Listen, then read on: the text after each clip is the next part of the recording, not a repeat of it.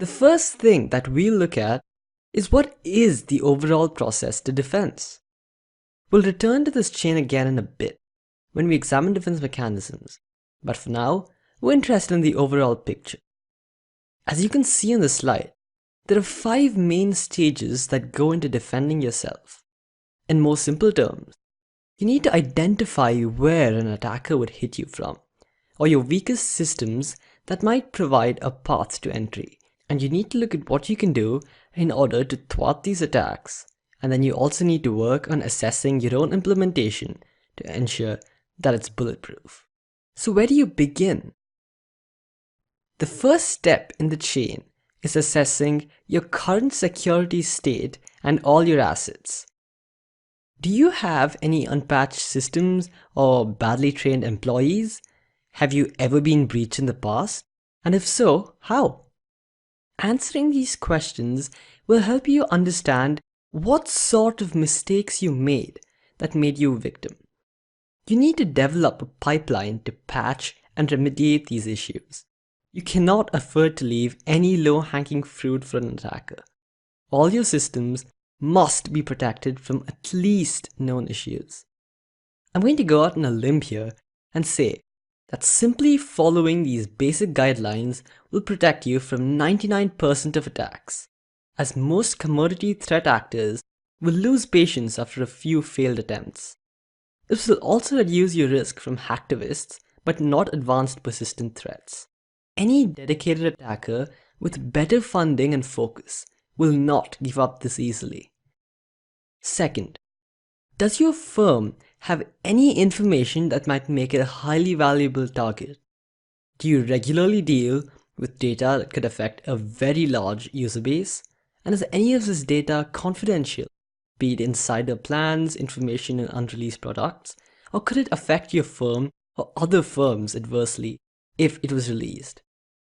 These are all your assets, and it's important for you as a defender to understand just what data must be protected and how likely it is for an APT to pick you as a future target. So just how do you decide what sort of data is more important than others? What determines its value? Well, it turns out that there are multiple ways to determine the value of your assets, but the best way to do it would be to put a monetary tag on it. You could always look at other methods of valuation, such as individual performance or their contribution for people, but understanding just how important an asset is to your organization helps you understand how much you should be protecting it. So now that we've convinced ourselves that we need to evaluate our assets, now the next step is to choose a method to do so. As SecureWorks puts it, when you're working to secure your systems, would you choose positive or negative valuation? Positive valuation refers to the direct monetary value an asset has to your company. For example, let's look at Globomantics, our case study here. Globomantics has just purchased laptops for all of its 1,000 employees. At a cost of $2,000 a laptop, that's a net price of $2 million US. Let's say that 1 month in, there was a break-in at Globomantics offices and the thieves made away with 500 laptops. Does this mean that the net loss for Globomantics was just $1 million? It looked like something's missing here. What about the data that might have been in those systems? Internal, sensitive information. Information that the employees had in the systems. And that is why we need negative valuation.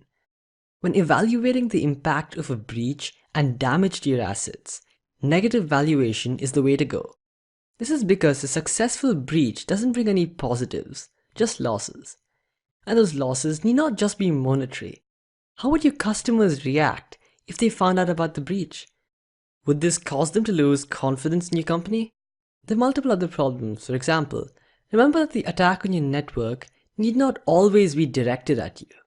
If you think about the attack on Lockheed Martin, you'll get a pretty good idea of what I mean. The attackers in Lockheed use data that they obtained from RSA previously in order to compromise the network. This is a good example of how the attack need not always be directed at you, in order to be damaging. So what does this tell us? Evaluate your relationships with your partners and companies. Forging agreements with them to cooperate and share all security data is a good way to ensure that you know what is happening to your partners and can help you defend against possible future threats. And also, it can help your partners identify if they might be a threat from an attack on your network. So finally we come to this chart from SecureWorks again. Seriously, these guys are amazing. Take a look at this infographic. It's basically a correlation between the types of attackers and their motives behind the attack. It is important to understand that these motives are not always black and white. An attacker might have several motives while still only belonging to a single category. If you're watching this and you still think that you're a threat from advanced persistent threats, then it's fair to say that you probably belong to an extremely large corporation or to a government agency, in which case, the two most important things to you would be your reputation, insider information, or in case of governments, influence, or classified data. I've linked this infographic in the course material, so if you want to take a closer look, feel free. The final point that you need to remember is that most organizations are not really at a threat from advanced persistent threats. Keep this in mind while you plan your defenses. As we'll soon see, your areas of focus will vary depending on what sort of threat you're trying to defend against. There's no real reason for you to build your house on stilts in a plane because you'll never really encounter a flood, right? But however, if you said yes to most of those questions or felt that a majority of them apply to you and your organization, then that means that you have a chance of being hit by an APT.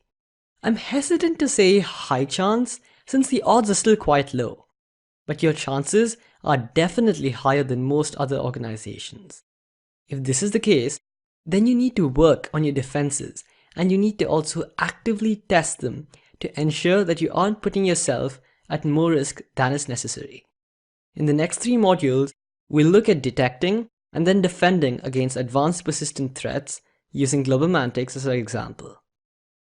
So to summarize what we've looked at in this module, we've looked at the process to assess the security of your systems. We examined the various factors that you must take into account when planning your defenses, and then finally, we looked at the main motives behind the various levels of an attack and the motives of each attacker at these levels. If you feel that your organization is at threat from an advanced persistent threat, then that's an excellent reason for you to hang around for the succeeding modules.